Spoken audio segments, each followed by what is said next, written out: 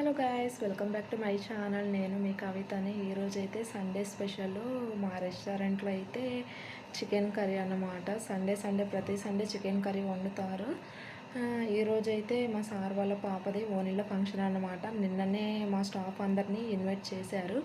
So మా friends అయితే ఇద్దరు వెళ్ళేసి తినేసి వచ్చారన్నమాట. నేనైతే కొంచెం బిజీగా ఉండి వెళ్ళలేకపోయాను. ఇక కస్టమర్లు వస్తూనే ఉన్నారు. వాళ్ళను కూర్చోబెట్టి ఆర్డర్ తీసుకొని సర్వ్ చేయడమే సరిపోయిందనమాట. ఇక నేనైతే వెళ్ళలేకపోయాను.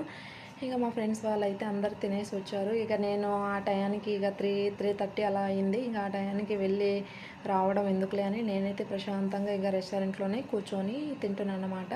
చక్క కర్రీ తెచ్చుకున్నాను, రైతా తెచ్చుకున్నాను, వైట్ రైస్ పెట్టుకొని కూర్చొని తింటున్నాను. నిజంగా అయితే అసలు ఇన్ని రోజుల కంటే ఈరోజైతే చికెన్ కర్రీ చాలా బాగా కుదిరిందనమాట.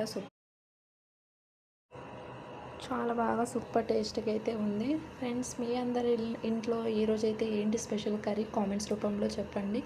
నా వీడియో కనుక నచ్చినట్టయితే చిన్న లైక్ ఇవ్వండి గాయ్స్. సబ్స్క్రైబ్ చేయని వాళ్ళు ఉంటే కనుక దయచేసి నా ఛానల్ని సబ్స్క్రైబ్ చేసుకోండి ప్లీజ్. ఒక లైక్ ఇవ్వండి గాయ్స్.